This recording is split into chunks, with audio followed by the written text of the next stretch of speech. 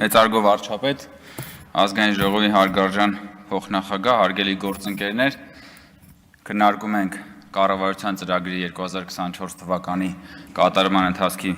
մասին զեկույցը։ Շատ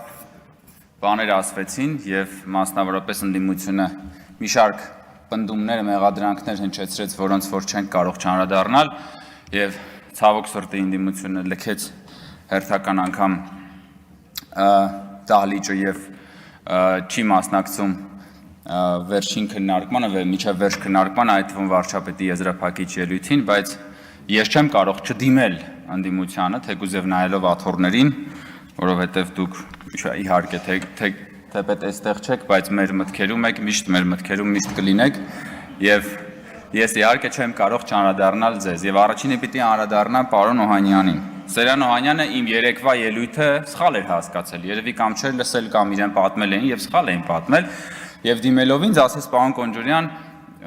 դուք ասում եք, որ մենք Ժիգուլի ենք քշում, բայց մենք Ժիգուլի չենք քշում։ Ես այդպիսի բան չեմ ասել պարոն Օհանյան, ես չեմ ասել, որ դուք Ժիգուլի եք քշում, ես ասել եմ, որ դուք Ժիգուլի եք։ Եւ բացատրել եմ, թե ինչ նկատի ունեմ, ես ասում էի, որ կա ինտերնետում շատ հայտնի մի հատ մեմ կա, նկար, որի մի կողմում Mercedes-Benz-ն է եւ տարբեր տարիներին աստիճանաբար կատարելագործվում է եւ գրված է Mercedes-Benz,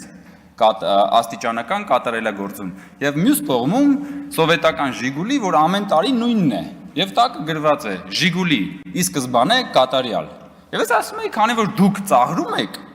անընդհատ կրթվելու մեր ուրեմն փորձառությունը, մեր հայտարարությունները,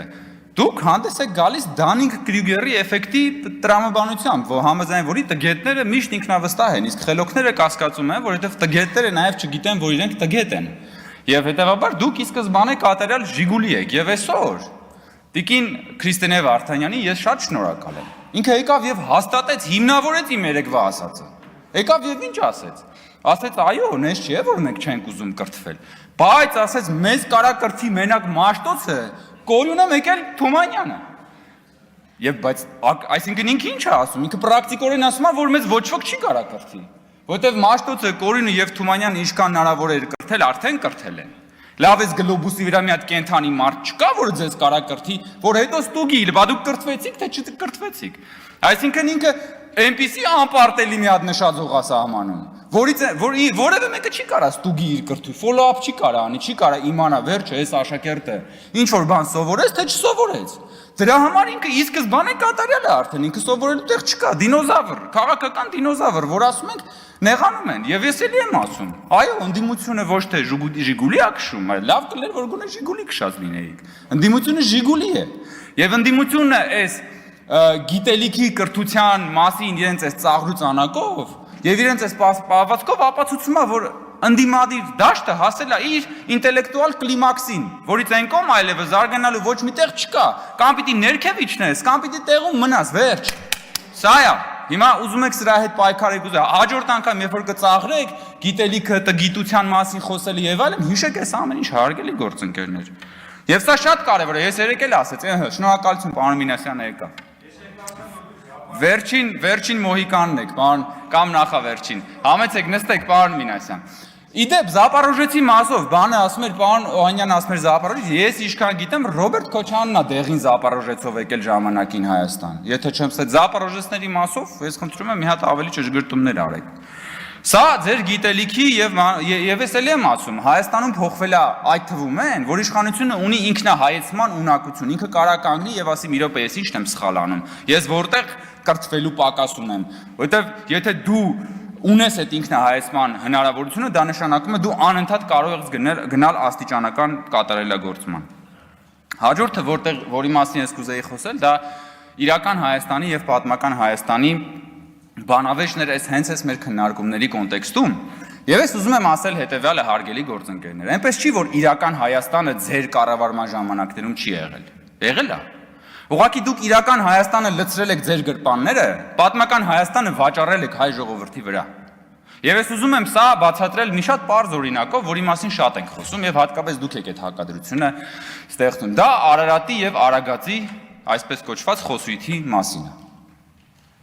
Ինչեք դուք Քրիստինե Վարդայանը 2 օր առաջ էլի Արարատի նկարը բերել էր այստեղ եւ մեզ մեղադրում էր, որ մենք հրաժարվում ենք Արարատից եւ այլն եւ այլն։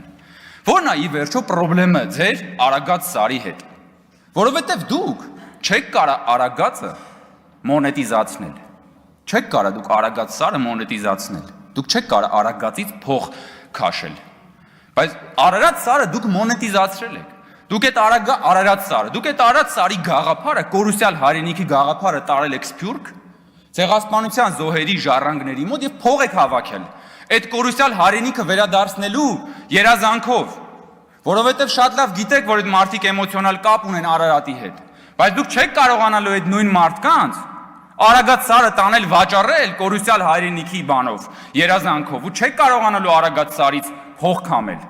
Նույնիսկ ժամանակին Հայաստանում շատ հայտնի տների գովազդը այդ մասին էր, որ գնեք բնակարան Երևանում եւ ձեր պատուհանից կբացվի տեսարան դեպի Արարատ լեռը։ Չէր ասում Արագած լեռը, որովհետեւ Արարատ լեռով էին մարդիկ ուզում փող աշխատեին, ոչ թե Արագած լեռով։ Ու դրա համար ձեր համար կորուսյալ հայրենիքն է լավը, ոչ թե իրականը, այն որ կա։ Որտեւ Արագածի շուրջ դուք կարա գնաք օբյեկտներ սարքեք, բաներ անեք, աճուրներով հողերը վերցնեք եւ այլն, դա իրական է, բայց դուք դա լցնում եք ձեր գրպանները։ Իսկ ահա պատմական Հայաստանը դուք վաճառում եք հայ ժողովրդի վրա։ Դրա համար է ձեզ 004 շրջաբերականում ասում է, որ պետք չի որ մենք ունենանք սահմանազատված սահման։ Խի պետք չի, որովհետեւ դաշնակցությունը միշտ ինչ արել, գնացել է գյուղեգյուղ բոլոր տեղերից, Սփյուռքում, քաղաքներում մարդկանցից փողը հավաքել Հայաստանը ազատագրելու համար։ Այսինքն պիտի Հայաստանը չունենա անկախություն, որպեսզի ազատագրելու կարիք լինի, որպեսզի փող հավաքելու կարիք լինի, որովհետև երբ որ Հայաստանը անկախ է, Սփյուռքից ինչի համար փող հավաքես, պետքա հարկ հավաքես։ Բայց այդ հարկը իրանք արդեն գիտեն ուր են տանելու, այդ իրական Հայաստանը իրանց գրպաններում է, դրա համար է այս ամբողջ կռիվը։ Դրա համար է, եւս ուզում եմ մի հատ ուրիշ օրինակ էլ բերեմ։ Համահայկական հիմնադրամը բոլորս գիտենք։ Համահայկական հիմնադրամը ոչ թե փող հավաքելու Սփյուռքից փող հանգանակելու գործիք ա եղել, այլ համահայկական հիմնադրամը նախկին իշխանությունների կողմից նաև գաղափարախոսություն ա եղել։ Գաղափարախոսություն, որ արմատացել է մեր ժողովրդի մեջ։ Բայց եւ իհարկե շնորհակալ ենք համահայկական հիմնադրամի բոլոր հանգանակողներին, բայց իրականում համահայկական հիմնադրամը 30 տարվա ընթացքում $500 միլիոն փող ա հանգանակել, 500 միլիոնի։ Մենք ասում ենք Հայաստանի Հանրապետության քաղաքացիները միայն 7 տարվա մեջ լրացուցիչ 4.3 միլիարդ դոլարի փող են մուտք արել պետական բյուջե, հասկանում եք։ Եվ մենք ասում ենք սա է իրական Հայաստանի գաղափարախոսությունը։ Եվ մեզ ասում են չէ, 4.3 միլիարդ դոլար, ես ինչ եք ասում, բան, դուք իրականում ես ինչ իրական բաներից եք խոսում, ինչ հարկահավաքություն, ինչ հարկեր։ Այ պիտի խոսենք կորուսյալ հայրենիքի մասին, պիտի խոսենք Արարատի մասին, պիտի խոսենք Արևմտյան Հայաստանի մասին։ Տիկին Գրիգորյանն էլ էլի խոսում էր կորուսյալ բաների մասին, ասում է, իսկ դուք ստեղ Range Rover-ից եք խոսում։ Բայց այդ Range Rover-ները ձեր գրպաններում են եղել, դրա համար էլ կորուսյալները ավելի են շատացել ամեն անգամ։ Ես կարծում եմ եւ համոզված եմ, որ այս 7 տարիների եւ մեր իշխանության ամենակարևոր թվերից այն կողմ, ամենակարևոր ձեռքբերումներից մեկը այն է, որ այն ինչ որ 7 տարի առաջ համարվում էր ֆանտաստիկա, այսօր համարվում է նորմալ։ Եվ դա ես կարծում եմ, որ ամենամեծ քաղաքական ձեռքբերումներից մեկն է։ 7 տարի առաջ ֆանտաստիկայի ժանրից էր, որ այդ արագությամբ այդքան միլիարդավոր դոլարներ կարող է մուտք գործեին պետական բյուջե, եւ քաղաքացիները իրենց հարկերը տային։ Այսօր դա նորմալ է։ Ու մեզ քաղաքացիներն ասում են, դե լավ ինչ եկե այդքան կարում 4.3 միլիարդ 4.3, հա նորմալ է։ Եվ ես երջանիկ եմ դրա համար, որ այսօր դա նորմալ է, բայց մի ժամանակ դա նորմալ չէր, դա ֆանտաստիկ էր։ Այն որ ժողովրդավարության համատեքստում այսօր կարող է կառավարող թիմը տարբեր քաղաքներում ժողովրդավարական ընտրություններում հաղթի եւ կարող է որոշ քաղաքներում էլ պարտվի,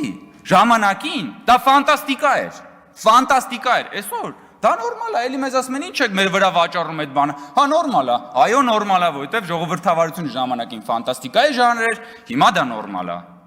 Այն որ այսօր դատական իշխանությունը կարող է կայացնի որոշումներ, որոնք որ այդ թվում շատ տհաճ են կառավարող մեծամասնության համար, ժամանակին դա ֆանտաստիկա էր, այսօր դա նորից նորմալ է, բայց դա հարգելի գործընկերներ, դա ճանապարհը, որը մենք անցել ենք, դա այս կառավարության եւ այս քաղաքական մեծամասնության քաղաքական հավատամքի արդյունքն է։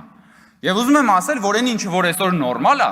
երաշխավորված չի, որ միշտ նորմալ է լինելու։ Ոչ մի բան, որ ինչ որ մի պահի նորմալ է, երաշխավորված չի, որ մի օր նորմալ է լինելու։ Որտեվ ամբողջ աշխարհում ժողովրդավարությունն էլ, տնտեսությունն էլ, բարեկեցությունն էլ երաշխավորված չի։ Եվ ես ուզում եմ օրինակը բերել մարդու պարզ ամենապարզ մարդու առողջության վրա, հա, պատկերացրեք մեկի մեջքը ցավում է, անընդհատ ցավում է, չի կարող ոչ նորմալ քայլի, ոչ նորմալ նստի, ոչ նորմալ պարկի, ոչ մի բան չի կարող անի։ Հետո գնում է երկարատև բուժումներ աստանում ու սկսում է մեջքը ուղիղ կանգնել, քայլել, ցատկոտել եւ այդ պահը, այդ վատից լավի անցումը, այդ ամենամոտ պահը ինքը զգում է իր մեջքը։ Մարդը իր ֆիզիկան, իր մարմինը զգում է։ Եվ դա շատ լավ է, որովհետեւ տարբերությունն ակնհայտ է։ Եվ այդպես 1 օր, 2 օր, 1 ամիս, 1 տարի, 2 տարի ու մարդը դադարում է զգա, որ իր մեջքը նորմալ է, որովհետև տենց էլ պիտի լինի։ Որովհետև որ քո մի տեղը չի ցավում, դու չես մտածում, եթե փայծախը չի ցավում, դու առավոտյան չես արտանում ասում, ինչ լավ է, որ այսօր փայծախը չի ցավում։ Բայց դա չի նշանակում, որ մի օր մեջքը չի ցավալու, որ մի օր էլի չես կռանալու։ Դրա համար նրանք, ովքեր որ ասում են, հա դե նորմալ է, էլի, եկեք դրա մասին չխոսանք, չէ, դրա մասին պիտի խոսանք, որ դա մնա նորմալ։ Որովհետև այն ինչ որ նորմալ է, դա երաշխավորված չի, որովհետև այս նաև հատվածում նստած մեր հարգելի գործընկերները ամեն ինչ անում են, որպեսզի Հայաստանը հետ մղեն, հետ տանեն նույն պատմական շրջափուլի մեջ եւ ամեն ինչ անում են, որպեսզի տորպետահարեն խաղաղության գործընթացը եւ վերջում ամփոփելով ես ուզում եմ նաև արձագանքել, երբ որ պարոն Օհանյան դուք ասում եք, որ տգետ թեզ է ձեր ձևակերպումն ասում եք, տգետ թեզ է այն թեզը, որ ասում եք խաղաղությունն է անվտանգության երաշխիքը, դա ոչ թե թեզ է, դա իրականություն է, ես ձեզ ասեմ։ Երկրագնդի վրա մարդկության հայտնի պատմության ընթացքում ամենաբարեկեցիկ դարաշրջանը, որը մեզ հայտնի է, դա երկրորդ համաշխարհային պատերազմից հետո Արևմտյան Եվրոպան է, որի անվտանգության երաշխիքը իր խաղաղությունն է, որը կառուցվել է տնտեսական համագործակցության եւ խաղաղության բաց սահմանների վրա։ Հիմա դուք դա կարող եք անվանել տգետ թեզ, բայց մենք դա համարում ենք իրականություն, որից պետքա սովորել։ Իհարկե կգան կասեն մեզ մի համատեք եւ այլն, մենք ամեն ինչ շատ լավ հասկանում ենք, բայց մենք նորից ասում ենք, որ այո, խաղաղությունն է հայ ժողովրդի Հայաստանի Հանրապետության անվտանգության գլխավոր երաշխիքը, մենք գնալու ենք այդ ճանապարհով, քաղաքական մեծամասնությունը կառավարության հետ միասնական ջանքերով շարունակելու է գնալ այս ճանապարհով եւ այս հավատամքով։ Շնորհակալություն։ Համարժեքամ երաշխիք։ Չմոռանաք հավանել տեսանյութը եւ բաժանորդագրվել Civic AM-ի YouTube-յան էջին։